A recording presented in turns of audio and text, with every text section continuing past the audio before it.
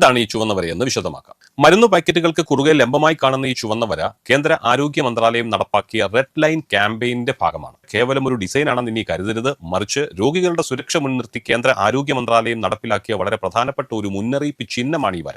സാധാരണക്കാർക്ക് ഡോക്ടറുടെ കുറിപ്പടി ഇല്ലാതെ ലഭിക്കേണ്ട മരുന്നുകളും അല്ലാത്തവയും തമ്മിൽ പെട്ടെന്ന് തിരിച്ചറിയാൻ വേണ്ടിയാണ് ഈ നിറം ആ സ്ട്രിപ്പിൽ നൽകിയിരിക്കുന്നത്. പാക്കറ്റിൽ ചുവന്ന വരയുണ്ടെങ്കിൽ അത് അർത്ഥമാക്കുന്നത് ആ മരുന്ന് ഒരു അംഗീകൃത ഡോക്ടറുടെ കുറിപ്പടി ഇല്ലാതെ ഒരു കാരണത്താലും മെഡിക്കൽ ഷോപ്പുകൾ വിൽക്കാൻ പാടില്ല എന്നാണ്. പ്രധാനമായും ആന്റിബയോട്ടിക്കുകൾ, ഉയർന്ന വീര്യമുള്ള വേദന സംഹാരികൾ, ഉറക്ക ഗുളികകൾ, സൈക്കോട്രോപിക് മരുന്നുകൾ എന്നിവയുടെ സ്ട്രിപ്പുകളിലാണ് ഈ വര സാധാരണയായി കാണപ്പെടുന്നത്. നമ്മുടെ ഇടയിൽ പലർക്കും ഒരു ശീലമുണ്ട്. ചെറിയൊരു പനി വന്നാൽ ഉടൻ മെഡിക്കൽ ഷോപ്പിൽ പോയി ആന്റിബയോട്ടിക് തരാൻ പറയും, അത് ലഭിക്കും, വാങ്ങിക്കഴിക്കും. ഇത് വലിയൊരു അപകടമാണ്.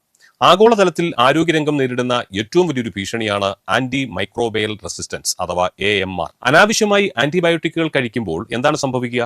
നമ്മളുടെ ശരീരത്തിലെ രോഗാണുക്കൾ ആ മരുന്നിനെതിരെ പോരാടിയിട്ട് ആ മരുന്നിനെ അതിജീവിക്കാൻ പഠിക്കുന്നു. ഇതൊന്നും നമ്മൾ അറിയുന്നില്ല, നമ്മളുടെ ഉള്ളിൽ നടക്കുന്ന കാര്യങ്ങളാണ്.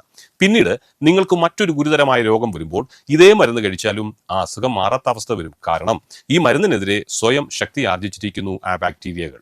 അതുകൊണ്ട് തന്നെ ഒരിക്കലും സ്വയം ചികിത്സ പാടില്ല എന്ന് അറിവുള്ളവർ പറയുന്നത് അതുകൊണ്ടാണ്. രോഗാണുക്കൾ ആ മരുന്നിനെ പ്രതിരോധിക്കാൻ പഠിക്കുന്നത് കൊണ്ട് ഭാവിയിൽ മാരകമായ രോഗങ്ങൾ വരുമ്പോൾ നിങ്ങൾ കഴിക്കുന്ന ഒരു മരുന്നും നിങ്ങളുടെ ശരീരത്തിൽ ഫലിക്കാതെ വരുന്നു. ചുവന്ന വരെയുള്ള മരുന്നുകൾ ഉപയോഗിക്കുമ്പോൾ 3 കാര്യങ്ങൾ നിർബന്ധമായും നിങ്ങൾ ശ്രദ്ധിക്കണം. 1.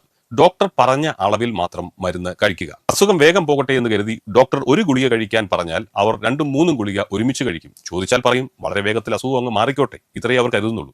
2. അസുഖം മാറിയെന്ന് തോന്നി പകുതി വെച്ച് മരുന്ന് നിർത്തുന്നവരുണ്ട്. ആന്റിബയോട്ടിക്കുകളുടെ കാര്യത്തിൽ ഒരിക്കലും അങ്ങനെ ചെയ്യരുത്. ആന്റിബയോട്ടിക് ഒരു കോഴ്സാണ്, ആ കോഴ്സ് പൂർത്തിയാക്കണം. അതല്ലാതെ രണ്ടാം പക്കം മരുന്ന് കഴിച്ചു തുടങ്ങി രണ്ടാം പക്കം അസുഖത്തിന് ശമനം വന്നു എന്ന് തോന്നുമ്പോൾ മരുന്ന് നിർത്തിയാൽ വീണ്ടും പൂർവാധിക ശക്തിയോടെ ആ രോഗം തലപൊക്കിയേക്കാം. 3. നിങ്ങൾക്ക് ഫലിച്ച മരുന്ന് മറ്റൊരാൾക്ക് ഒരിക്കലും നിർദ്ദേശിക്കരുത്. നിങ്ങൾ പലപ്പോഴും കണ്ടിട്ടുണ്ടായിരിക്കും, ആർക്കെങ്കിലും എന്തെങ്കിലും ഒരു രോഗലക്ഷണം പറയുമ്പോൾ എനിക്ക് അങ്ങനെ വന്നപ്പോൾ എനിക്ക് ഡോക്ടറെ കുറിച്ച് തന്നൊരു മരുന്നുണ്ട്, അത് നിനക്ക് തരാം എന്ന് പറഞ്ഞ് കൊടുക്കുന്ന ആളുകളെ കണ്ടിട്ടുണ്ട്. ഒരിക്കലും അത് ചെയ്യരുത്. കാരണം നിങ്ങളുടെ ശരീര പ്രകൃതിക്ക് യോജിക്കുന്ന മരുന്ന് ഒരുപക്ഷെ മറ്റൊരാൾക്ക് അനുയോജ്യമായിരിക്കുകയില്ല. അതുകൊണ്ട് ഒരിക്കലും മറ്റൊരാൾക്ക് നിങ്ങൾക്ക് ലഭിച്ച മരുന്ന് നിങ്ങൾ നിർദ്ദേശിക്കരുത്.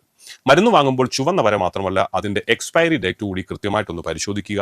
ആരോഗ്യമുള്ളൊരു സമൂഹത്തെ കെട്ടിപ്പടുക്കാൻ ഇത്തരം ചെറിയ കാര്യങ്ങൾ ശ്രദ്ധിക്കുന്നത് വലിയ മാറ്റങ്ങളായിരിക്കും നമുക്കുണ്ടാക്കുക. ഈ അറിവ് നിങ്ങളുടെ സുഹൃത്തുക്കളിലേക്കും കുടുംബങ്ങളിലേക്കും ഷെയർ ചെയ്യുക.